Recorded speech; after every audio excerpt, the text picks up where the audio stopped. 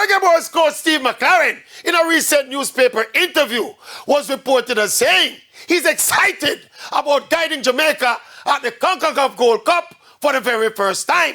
Coach McClaren said he hopes to use the upcoming Unity Cup games in England and the next World Cup qualifier as preparation for the Gold Cup. Now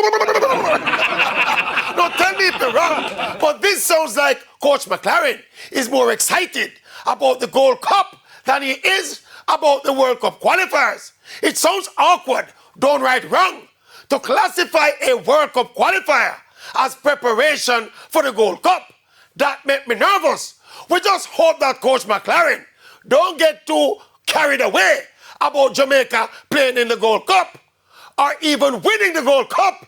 That is not the goal or the stated mission for Steve McClaren. All these Nations League and Gold Cup and Copa America, etc. These are mere perks. Coach McClaren, perks. That's what they are, perks. And that is how it works.